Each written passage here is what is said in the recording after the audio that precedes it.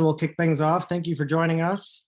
My name is Greg Stiegel. I'm the Operations Director here at Renewable Energy Alaska Project, and we appreciate you guys attending our next installment of our Energy Speaker Series for the fall here. We've got a good program lined up for you, and I'm just going to click through a few introductory items first.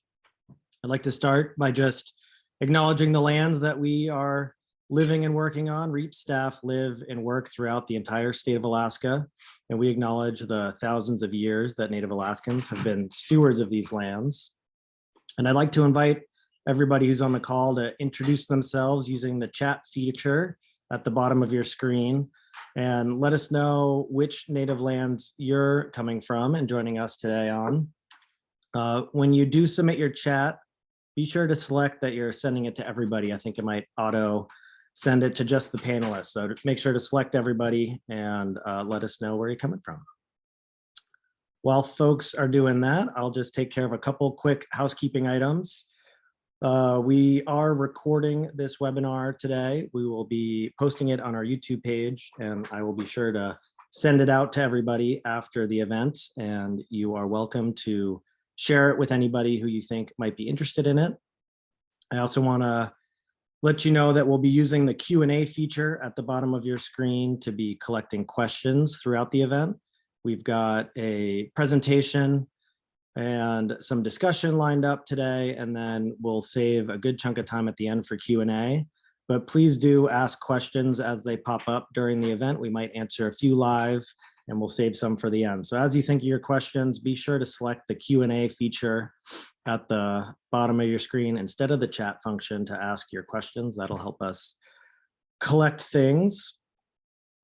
And with that, I'm gonna play a short video in lieu of my normal REAP introduction here. And I will let that play now.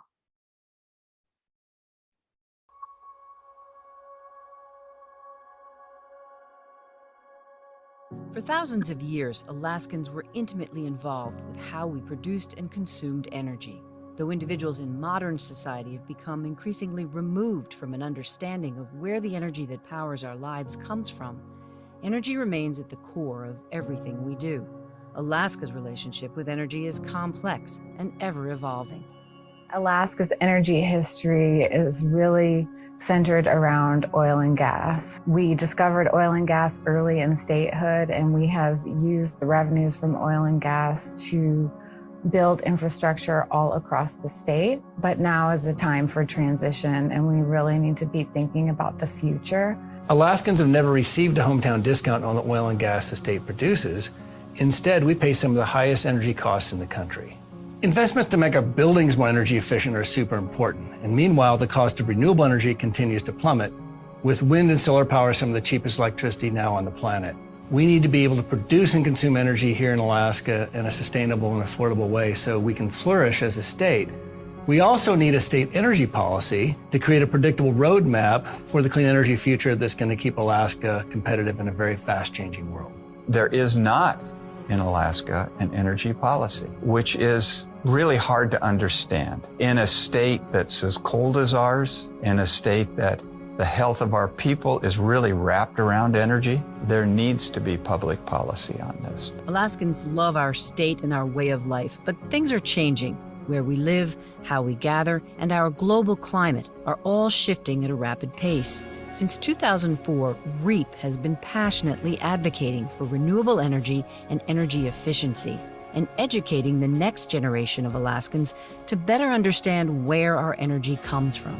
REAP was looking at the ways energy can be used efficiently, focusing on renewables, public policy, and ways that we can move ahead to make energy work for our people. You simply can't accomplish what we need to unless we work together. REAP is an example of that kind of organization. REAP fills the gap by being the voice of advocacy for clean, renewable energy. They are the go-to organization in the state of Alaska for setting energy policy. Supporters and members of REAP understand Alaska has a unique opportunity to develop clean energy, and REAP's leading the way in this energy transition.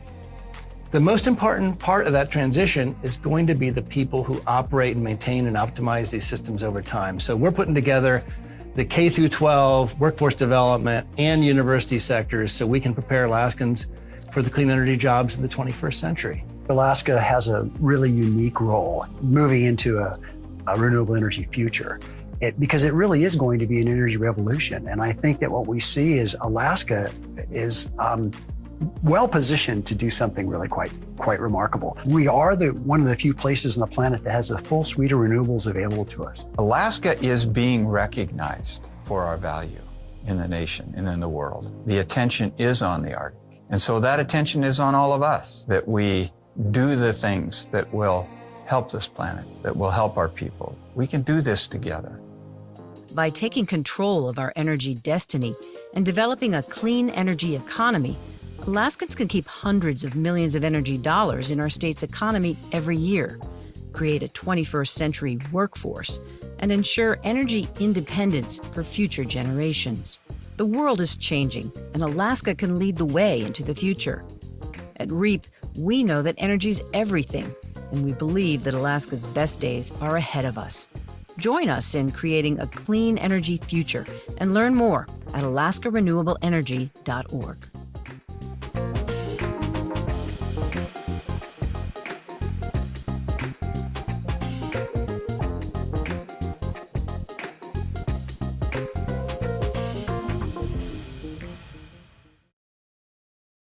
Well, thank you for listening to that. I was telling Melanie and James that's a relatively new video for us, so I'm a little excited to show it off. So thank you for sitting through that. Before we jump into the program here, I just want to mention our next speaker series coming up 2 weeks from today on November 2nd. We will be hearing from REAP's Energy Education Director, and she'll be doing a more kind of workshop style event, still on Zoom as a webinar here to discuss how much energy you use and how much it costs. So please head on over to our website, alaskarenewableenergy.org, if you want to get some more information on that, or you can follow this tiny URL here if you want to sign up.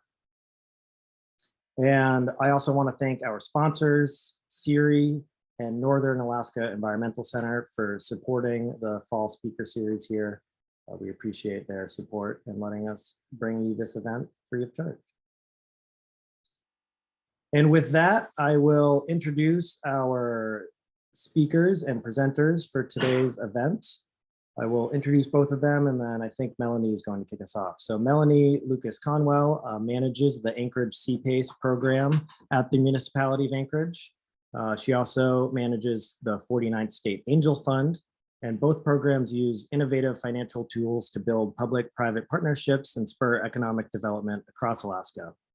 Having worked in private, public, and nonprofit sectors, Melanie's background spans investment and business strategy, commercialization, execution, and stakeholder management. Melanie is a board member for Health Tie, sits on the Mayor's Anchorage Economic Revitalization and Diversification Advisory Committee, and holds an MBA in Sustainable Finance. So welcome, Melanie, and thanks for joining us. And joining her is James Dougherty. James has been practicing architecture since 1984 and is now the managing principal of the Alaska Rim Architects Office. James has 38 years of experience designing well-planned, cost-effective facilities, and his project responsibilities have involved visioning, master planning, programming, design, drafting, specification writing, lead consulting, condition surveys, art integration, and project management. James was the principal force guiding Alaska's first LEED Silver project and followed with Alaska's first LEED Platinum project. RIM is now viewed in a leadership role, providing sustainability and resilient facilities to both the public and private sector. And James was instrumental in adopting a formal sustainability ethos within the company. So thank you both, James and Melanie. And with that, I will stop sharing my screen here and let Melanie take it away. Terrific. Thank you very much, Greg, for that introduction and for having us here today to talk about CPACE. All right. There we go. And now for the slideshow. Well, thank you all for joining here today. I recognize that some of you might have heard about CPACE prior to this presentation, to this event here today. But for those of you that don't know much about CPACE, we'll give you a crash course as to what it is, give some context for the conversation, and why this is important for Alaska, what's been happening in the last few months with the program, since it is a fast-paced updates kind of program. It seems these days, this year has seen a lot of changes. And then James and I will talk about what this actually looks like from a property owner standpoint, but also from a couple different viewpoints and perspectives as to how CPACE can actually be made into practice and rolled out. So what on earth is the alphabet soup stand for? CPACE stands for Commercial Property Assessed Clean Energy, and it's a financing mechanism that's specifically for property owners, currently for commercial and industrial properties, to obtain low-cost, long-term financing for energy efficiency, renewable energy, and resiliency projects for their property. That is through a special assessment that is billed annually by the tax assessing jurisdiction. There are a couple of benefits that make CPACE different than a traditional loan. So first of all, the financing, the CPACE loan can cover 100% of the cost, both hard costs and soft costs associated with these projects. It ideally increases the property's value, the building stock for our city, and it decreases the operating costs by installing, particularly if we think about energy efficiency, upgrades, reducing your energy costs for your building. And it's a private loan. It's not any municipality or borough that's providing these loans. It's private capital working with private lenders who are financing these loans per certain eligibility criteria, which the loan is then secured by a lien on the property by the municipality. So in my case, I work for the municipality of Anchorage. The municipality of Anchorage is placing a lien on the property so that then the lender gets repaid through the annual bill that the property owner receives. And we keep a small portion as program fees. And generally, it also spurs the economic development for any geography because of the local jobs that are created by the construction that is being made for these properties, so there are many different reasons why this program is great and why a lot of municipalities, boroughs want to see CPACE be successful in Alaska. Diving into some of the different benefits in particular, because 100% of the financing or 100% of the financing costs for these improvements can be financed through a CPACE loan. There aren't necessarily, even if there are any upfront project costs out of pocket, those can be repaid to the property owner with the CPACE loan. These loans can be up to 20 years or the average useful life of the improvement itself. So this helps the project pencil out. It's non-recourse financing. So this will help with reducing the interest rate for these loans. It's also a fixed rate by the lenders. The lenders do set the interest rates, so I don't have specific numbers to share, but generally they're market rate or below because of the length of time that these loans can be underwritten for. It's transferable with the property. Since these are liens placed on the property, they are tied to the property and not the owner itself. So this avoids a barrier if for property owners that might not have the assets to guarantee a loan or a bond rating or credit score to do so. This certainly helps with the property owner wanting to apply for these types of loans because it is tied to the building and the property owner doesn't have to worry about, well, what if the property sells in 5 years if they have a 20-year CPACE loan. It's also a priority lien on the property itself, so mortgages and other private loans do subordinate to CPACE loans. The CPACE loan as a special assessment is junior to other taxes and other liens on the property. However, it is senior to a mortgage, and as part of the process, mortgage holders do have to consent to the lien that is placed on the property, so that they are very well aware of what the capital stack looks like for these loans, for these properties. As I mentioned, these improvements do help increase the property value, especially thinking about, well, you're making improvements that you might not have been able to finance any other way. So having these improvements, energy efficiency, renewable energy, or resiliency improvements, that certainly does help increase the property's value, and we've been seeing this already. So overall, the projects do need to pencil out in terms of the loan amount that is taken out for the energy savings that are being created by the improvements themselves, so that the projects are cash flow positive from day one as soon as the construction has ended and live. So even though for Alaska, this is a fairly new program, we're in really good company. States around the country have been doing this for over 10 years. 38 states and Washington, D.C. have enabled CPACE legislation. It may be innovative, but not necessarily a new concept nationwide. And we've certainly seen great numbers coming out of all the different programs.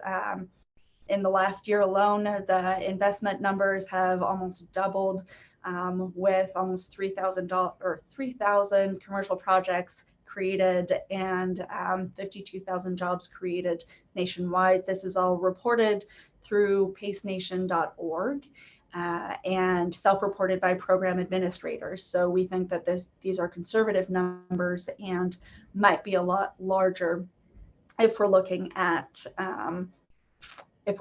the actual numbers, particularly when it comes to job creation. And Alaska has the benefits of having the Anchorage program. We launched April 1st of 2021, so going on a year and a half. And recently, the Mat-Su Borough passed an ordinance to allow for their own CPACE program that will be launching in early 2023. So for all of you that have properties in Mat-Su, we're looking forward to having you in our pipeline very soon. And we will be Anchorage will be administrating their program as well, working on our partnership agreement as we speak. We are in talks with a lot of other jurisdictions. So CPACE, being a lien on the property, does require the governing entity to be a tax assessing jurisdiction, which we know is not necessarily the case throughout the whole state. But the way that we've structured the CPACE program is that there is very much the intent, even though Anchorage started, now Mat-Su, the intent is that there would be one statewide program with a template, and rather than having different programs with different criteria, it would be a statewide program, and we're just starting jurisdiction by jurisdiction to bring these on so that people get familiar with it, see the successes, and keep growing throughout the state. So what works in Anchorage, we hope and have been working hard on making sure might work across the state and replicable across the state. And we want to keep this program as low cost and simple as possible. So standardizing the program is certainly key to having that be possible. So what can be financed through CPACE? These are just some examples, and we've seen very much the gamut of projects that we've been seeing through the applications, and we'll go a little bit more into depth. James will talk about the improvements that have been made on their own building for the first CPACE project in Alaska. So we've been seeing a lot around energy efficiency, of course, lighting in particular, thinking about the boilers and any CHP, for example, combined heat power can also be applied for through CPACE. Not as many solar energy or other renewable energy as we think about projects just yet, but certainly projects like the building shell are a part of this, or roof improvements as well. And we're excited that earlier this year, the governor signed HB 227 into law end of June, which was sponsored by Representative Calvin Schrage and passed through this past legislation, expanding the eligible uses of CPACE, which will include new construction, which we know it has been a hot topic, and we've had a lot of requests for new construction projects in Alaska because we have so many improvements to be made to our building stock, not just upgrades as it was previously. We're also going to be allowing for resiliency, and that is a very broad word on purpose, as we're waiting to see what projects folks will come to us with. But this will include snow load management, earthquake, fireproofing, floodproofing. It could also include EV chargers, for example. So they're in microgrids, battery storage. So there are a lot of different projects that can fall under resiliency, especially as we think about new construction or buildings that need to be upgraded and haven't had the financing to upgrade their commercial properties. It will also allow for refinancing of existing loans that you might have for your or for projects that would be CPACE eligible, but CPACE didn't exist at the time that you had that loan to, say, finance that solar project. So we will allow for refinancing, and both retroactive refinancing, but also going forward, if you wanted to refinance your CPACE loan, that would be a possibility. Currently, we allow for the amount of the loan as a percentage of the assessed value of the property, but we're changing this to be the market value of the property, because we know that properties aren't necessarily assessed at the value that that will be improved on thanks to CPACE. So we're changing that, and have gathered from different property owners and lenders that market value is the more appropriate measure. And instead, currently, today, if you were to apply for CPACE, the maximum loan term would be 20 years or the average useful life of the project. But we're expanding that to 30 years, and that's particularly important for new construction, as well as removing the savings to investment ratio that is currently required for a CPACE loan. And currently, if you were to apply for CPACE today, we would require that for every $1 that you are borrowing as a property owner, you have to have $1 saved from the project itself.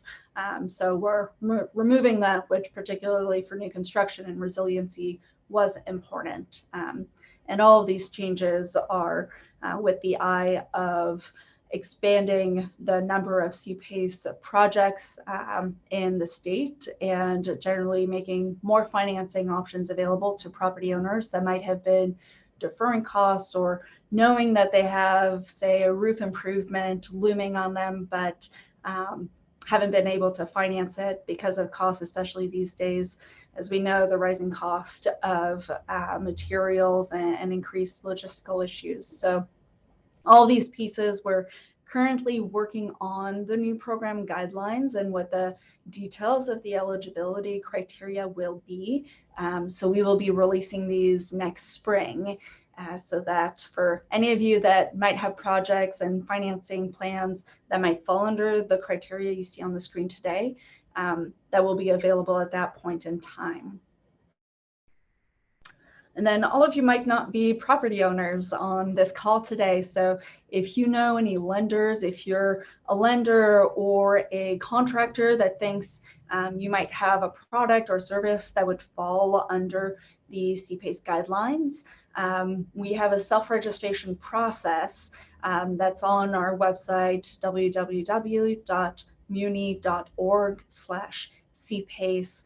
After you read the program handbook, to understand what the eligibility criteria are, at least for the current version of the program, not the spring version since we haven't released those. Fill out our quick form about what your services are, who you are, how potential customers could contact you. I will be reviewing those and approving them, and I have a list of all of the different contractors and lenders that have read through the CPACE guidelines on our website underneath the property owners tab, so that for any property owner that is wondering, well, who can I reach out to? What types of projects are eligible? That would be the place for you to go and see what is available there.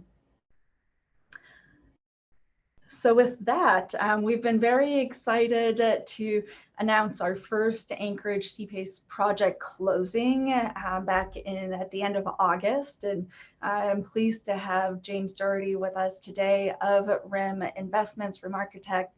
The building that they are renovating, thanks to the very first CPACE loan, is just steps away from City Hall, the RIM building on G Street, for those that are familiar, right next to the Denina Center. And we're very excited to see the improvements that they've had. And I'll turn it over to James to give the context for this, and we'll tag team walking through what a CPACE project loan might look like, and giving the administrator standpoint, point of view, and the property owner of real life what this looked like. James, over to you. Thank you, Melanie. You can see, like, this photograph shows the picture of the building. It was constructed kind of in the mid-60s. I think it's pretty indicative of a lot of the building stock in Anchorage. It's wasn't necessarily constructed to be energy efficient. They didn't have any high-tech systems in the boiler or HVAC makeup. The light systems relied on old ballasted fluorescent lights. So I think in many ways it's the same kind of building that you might be really familiar with, but maybe didn't stick out to you as a great candidate one way or another for energy savings. Next slide. So we ended up taking advantage of the components of the program. We upgraded our lighting. We actually added a combined heat and power system to the building. We took advantage of some upgrades to variable speed drives on some of the motors of our HVAC systems. We upgraded from an old pneumatic building control system to a building automation system.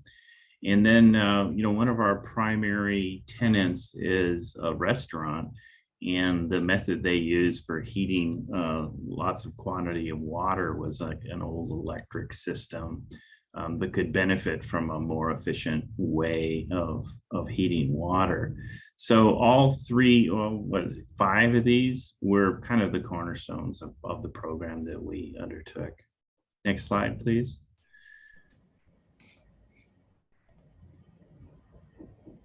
So this is kind of an outline of the process that we went through just as a building owner. We weren't waiting in the wings to do an energy update, chomping at the bit to do something. This is just kind of how happenstance made our awareness of trying to be energy efficient and the availability of money sort of came together as the planets aligned. So the first thing that happened to us, step one, was to learn about the CPACE program. We had heard through other jurisdictions about CPACE, and being in the building business, we're very keen to learn what we could. One of the projects that we were working on in the Mat-Su involved an extensive use of a CHP system. So the vendors of that CHP system, KI Energy, came into our office and said, we've got one of these systems in our office building in Wasilla. We think it works great. We'd like you to look at our next development to use this. And oh, by the way, we think we can install one of these units on your building, your office building, and save quite a bit of operational costs and energy in the process. So being used to lots of vendors coming and selling us things, we were kind of skeptical, but they took the extra step of going through kind of a benchmarking process, realizing that we were a potential customer for their technology. They took it upon themselves to do a benchmarking analysis of our building. You know, they got some utility records.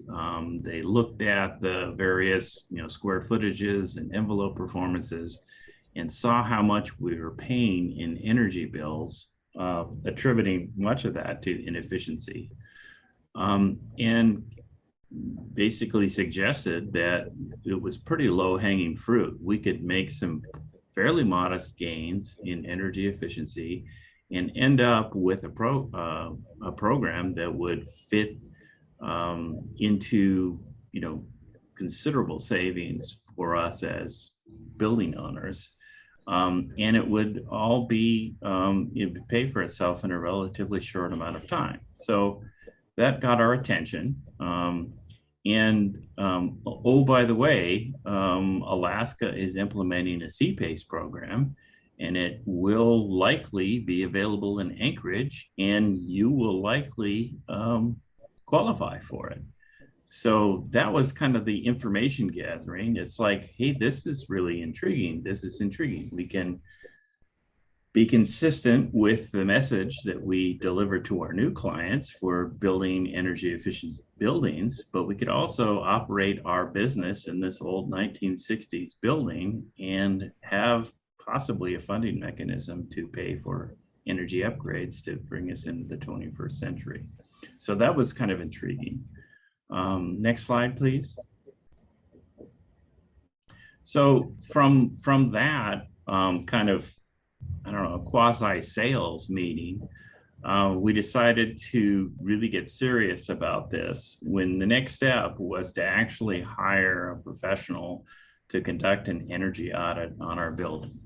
We had to turn over records for 5 years of what we've been paying in energy bills. They actually mapped out, created as-builts of our building, and came up with a series of energy saving measures that they could apply to the building, and put these all into a report that was easily digestible. And it resulted in, let's see, the next slide, please.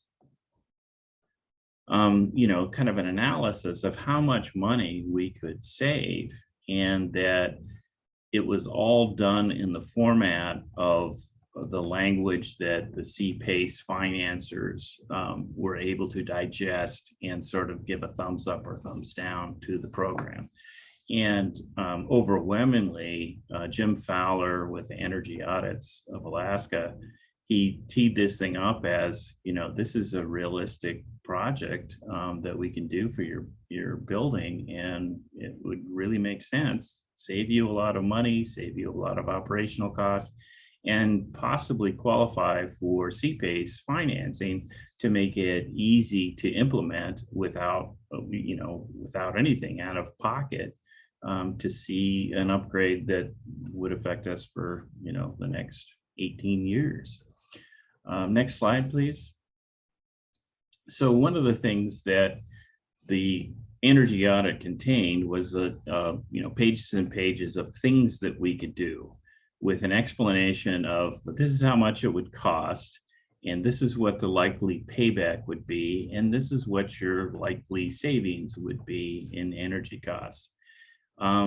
We come up with a very long list of that. We choose which of those items might make sense for us. Some things take longer to pay for, some things take shorter to pay for, some things are more expensive upfront, but have a better return.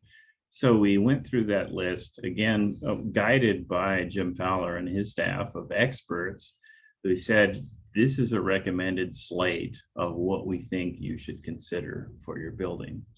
And that goes into the final report, which then goes to the bank. Next slide, please. Well, I'm sorry, it skipped the step of number 4. Also looking at the construction, the actual, making the practical upgrades with contractors, engineers, designs, energy, saving appliances and whatnot, to get that quote of what those upgrades would actually cost to put into the report that we would give to the lenders to say, hey, we think that this is a viable CPACE, project that we can go forward with. What do you think? And they reviewed it. And again, the folks who had put together the energy analysis knew from work in other locations what the CPACE parameters would be to make, certain things were not as economically viable as other things. And so we ruled them out rather early in the process and came up with kind of a short list of upgrades that we could make that we could recover through the CPACE financing. Submitted that to the bank and sought loan approval. Next slide. They reviewed all the information, got all the, the standard kind of loan information, submitting tax returns and things like that. But it wasn't like there was a lot of discussion about collateral and things like that. It was a pretty straightforward process because so much of the collateral is tied to the actual energy systems that you put in the building that are being financed. So that acts as its own collateral. So, I mean, from my standpoint, the process of loan approval was pretty straightforward. I will say that when we talk about lenders, we were able to, I think Melanie listed certain people that were registered as knowing about CPACE. Our banker, Northrim Bank, was up to speed, working with John Demjanovich. He was kind of schooled in what we should do or what we shouldn't do, and could help us guide through this process of kind of esoteric, in terms of the different types of paybacks that we were looking for. But through the professionals that we hired, they were able to guide us through the process and make it pretty straightforward. So even though the financing for CPACE did not come from a local bank, it was more of a national entity that finances green energy projects. Most of our interface up front was through our familiar local banker at Northrim, and he set up the interface to Nuveen Capital, I think, was who handled the CPACE portion of our loan. And I'll add to that there, even though 5 and 6 look fairly simple and easy in this diagram, there's a fair amount of back and forth that happens between those pieces. What that arrow also includes is that all the documents are submitted from the lender to the program administrator. So myself at the municipality of Anchorage, with the title report, proof of insurance, the list of what the eligible improvements are, certification from an auditor that the improvements are in fact meant to create the savings that are expected. So going back to that energy audit that James talked about, that this is in fact all accurate per their estimations, of course.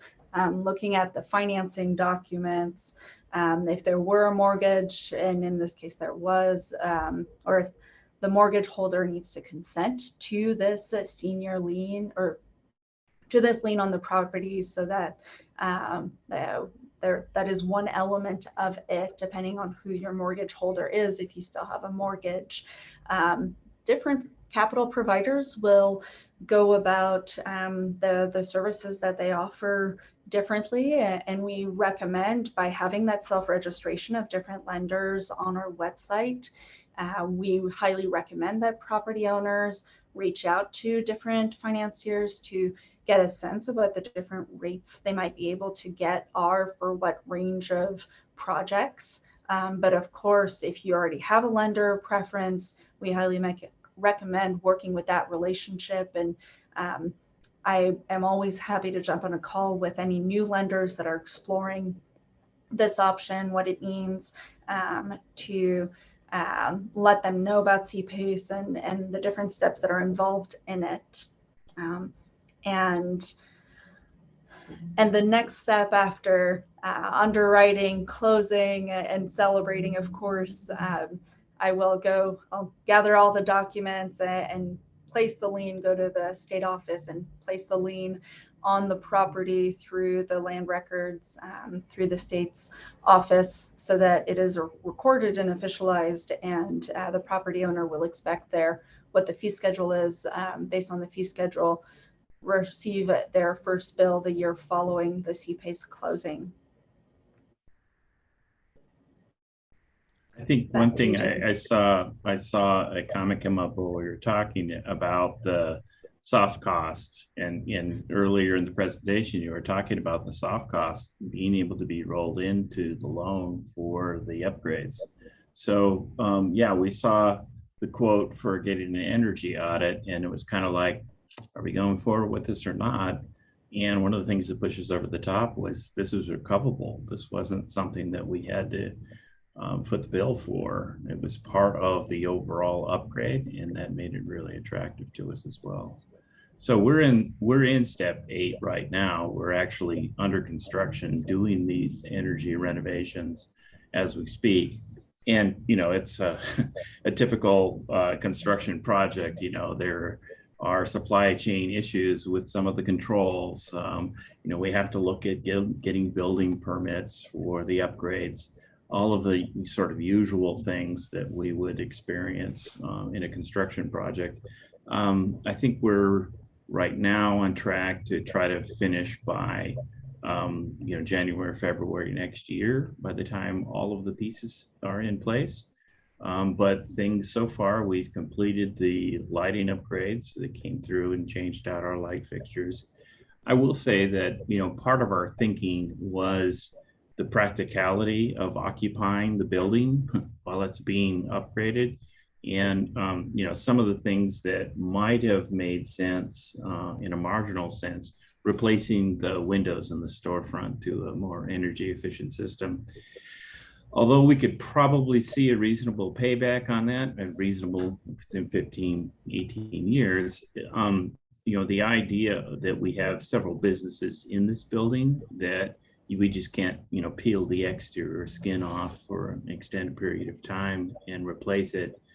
We would have to relocate the tenants, and that just didn't seem practical to us. So some things fell out that way, just from a practical standpoint. But lighting upgrades, especially when a lot of the building occupants are still doing hybrid work schedules, working from home, we could just say Thursday, Friday, Saturday of this week, we're going to have the lighting guys on this floor. It might be a good time to work at home. And they came in, got the job done, and now we've got more efficient lights. So, so far, so good. And then the final steps kind of come together and really just have a revolving loop between them. The municipality sends a bill annually to the property owner for that special assessment, which we then keep a 0.5% annual fee for the program itself, and then gets the amount of the loan gets remitted back to the capital provider, so that they have some knowledge that their loans are going to get repaid. And if the property is sold or transferred before the CPACE loan is repaid, then the new owner will be the one required to pay for the assessment going forward.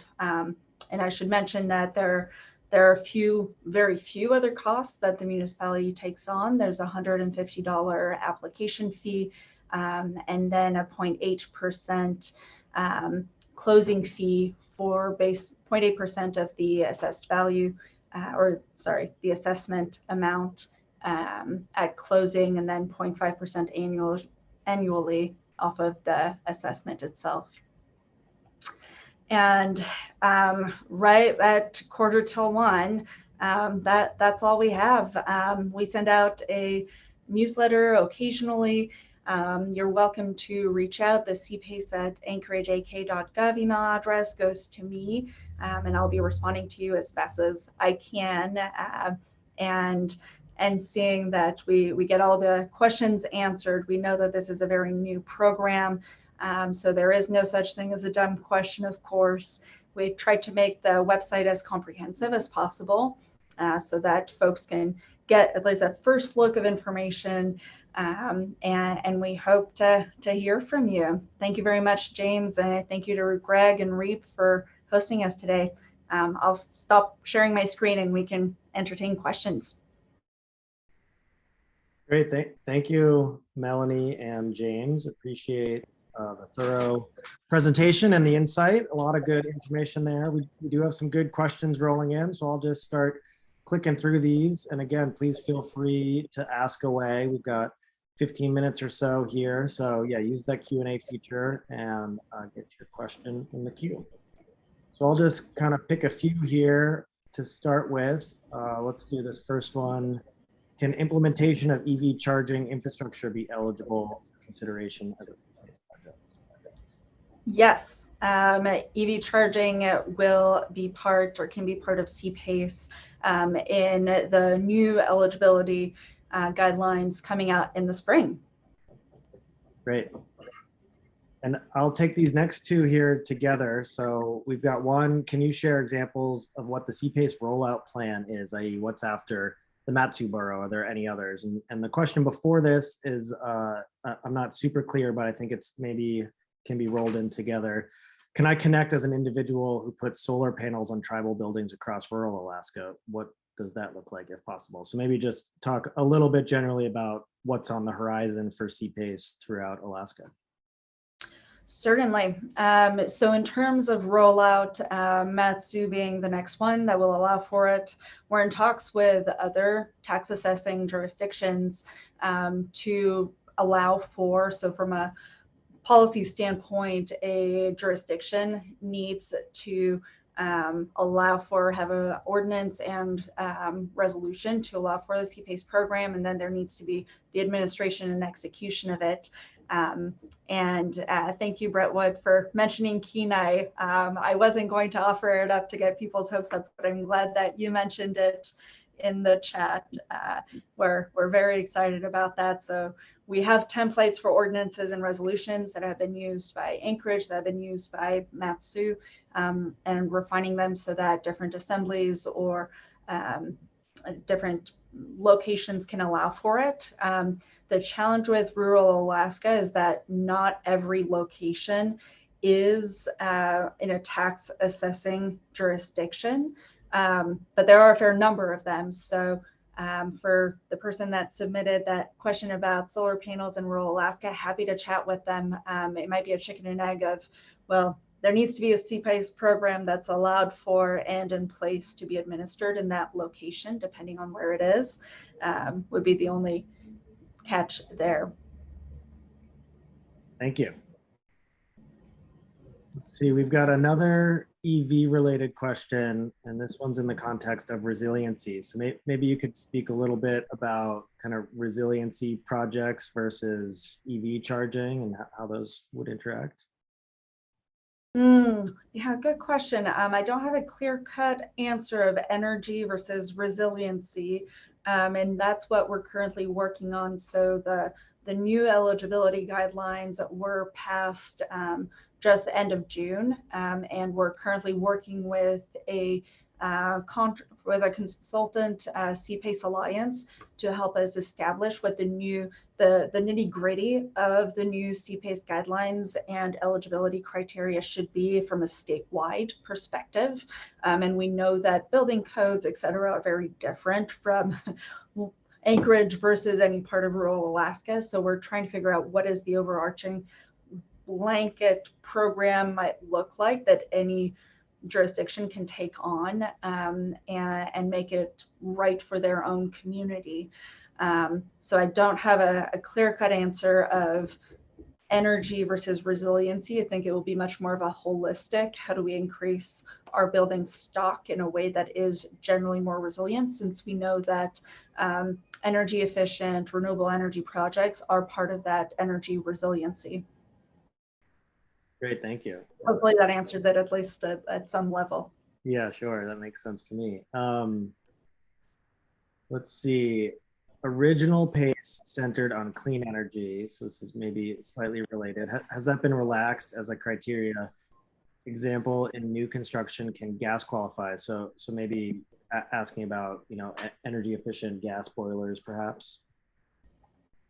I think they'll go back to the eligibility guidelines, and what that qualifies at a high level. We know the overall idea of CPACE being that we are reducing our energy costs, we are improving our building stock. The definition of clean energy could be expanded under that high level aspect of it, but TBD. I know, Melanie, from our standpoint, I talked about this process kicking off with someone trying to sell us some equipment, the CHP in particular. And when we discussed this with Jim Fowler at Energy Audits, he kind of was able to set up the parameters. It's like, well, that would really be a big savings on utility costs, but that's not in line with the intent of the program. We're looking at building upgrades that add to energy efficiency. So even though we could have just put a CHP in place and save a lot of money on our energy bills, it wouldn't have met the guidelines of CPACE to actually upgrade the building before the effects of the CHP. And I know that's different in different jurisdictions. In California, we can't do new projects with gas, but that's not the structure in Alaska. Yeah.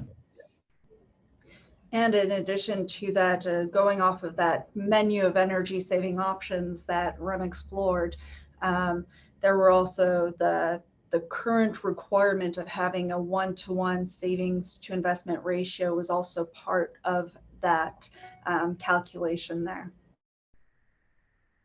Great, thank you. And here we've got another question that maybe you could kick off, James. Mark Masteller here says, need to see the RIM project. RIM is obviously a motivated and forward-thinking landlord. What talking points might we use for average landlords who may not see the need to invest in building upgrades because they just pass all energy costs to tenants? So I think good for you to jump in, James, just because you guys are landlords as well as occupiers of the building. And then Melanie. Yeah, I mean, I understand the question because a lot of leases are structured to incentivize the tenants to save energy. Our leases just don't happen to be structured that way, and we occupy a good portion of our own building with our own businesses. So it would be different in any case, but it's I have to kind of get back to the fact that these measures to save energy also save money. Whether you're the landlord or the tenant, they wouldn't have been undertaken if they didn't result in significant savings to the end user. And I know that we have certain lease structures on this particular building, which makes it even more attractive. But I can't speak to what motivates all building owners, but we were able to see a significant savings in the bottom line, even after investing and paying back these loans. And I'll add that one piece is at the time of sale of the building, having these improvements, at least for the majority, should be improving the building's value itself. So for the landlord, for the property owner, being able to have that higher property value certainly should be an asset. We just to the circumstances of this project, we ended up refinancing the building at the same time as we did the CPACE loan. And they gave us two different values. The appraiser gave us two different values: before improvements and after improvements. And the after improvements was like 20% increase in the resale value of the building. That's a good talking point right there. Yeah. And I'll quickly mention too that for Anchorage itself, fourplexes and up are considered commercial as well. So we know that there is a large number of fourplexes. A lot of other CPACE programs across the country consider commercial to be fiveplex and up, but we do consider fourplexes as commercial. So when thinking about landlords and lessees, that's another angle to it, not just businesses, but also humans looking for housing. Yeah, great. I was wondering about that during the presentation, so thanks for mentioning that. Here we've got a couple minutes left, so I'll try to get through these last few questions here. This one says, this question gets a little into the details, but is a simple payback all that is required for seeking approval when looking at ROI, or is there guaranteed savings required? There are no guaranteed savings required. Of course, that's pretty hard to estimate, but currently with the current program under the current eligibility, so energy efficiency and renewable energy with a 1-to-1 savings to investment ratio, does require an energy audit that is conducted by a level 2 energy auditor. So they're the ones that are signing off their certificate and professional licenses on the validity of their calculations, but we know that there will be some variance in the actual numbers there. Thank you. And here's just a clarifying question. Could you quickly go over one more time on how the lender is paid back? Absolutely. The property owner receives a bill annually. So I'll take a step back. During the closing process, when the municipality places the lien on the property, we've already established what the fee schedule is going to be between the property owner, the lender, and the municipality, and explicitly what that spreadsheet looks like over the next 18-20 years. And we will be, so per that fee schedule, the municipality will send a bill to the property owner that includes both the program fee and the loan amount. And if there are any deferred costs or capitalized interest period, we include that as well. All this, again, established during the placing of the lien process. And so the municipality receives loan amount plus annual fee. We keep our 0.5% of assessment program fee, and then we remit the rest directly to the lender. And for even more details about it, we'll be issuing the bills October 1st of the year following the CPACE closing, and the bill will be due by October 31st. So after the property tax period, to give our Treasury Department a bit of a break and breathing room, especially given how low volume right now CPACE is. Great, thank you for that, Melanie. We've got a couple questions left. I don't want to go past our allotted time though, so I'm gonna wrap things up. I think Melanie, you did put your email on the screen, I believe, but I can also share that out in a follow-up email. So if anybody has questions or wants to dive into a couple of these that didn't quite get asked, I think that seems like a good course of action.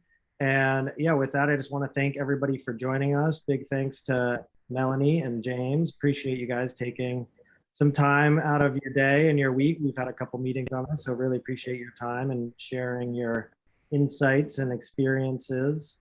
And thanks everybody for joining us today and sharing your lunch with us. Again, just a quick reminder that our next event is 2 weeks from today, November 2nd, and we'll be looking closely at how much energy, figuring out how much energy used and what it costs you. So head on over to alaska@renewableenergy.org to get more information on that event. So yeah, thanks everybody and have a good rest of your day. Thank you very much. Looking forward to all the questions. Please email me if for the lingering questions. And thank you all on this call that have made CPACE possible. RIM Architects, of course, James and Larry Cash, and gosh, so many others. Alaska has a, well, now longer history. It's almost been over 5 years since the first state statute. So a lot of you have been involved, and it's fantastic to see this program have our first project close. Congrats to RIM, and hopefully to many more. Thanks for inviting me. Yeah, thanks. Thanks everybody. All right, take care.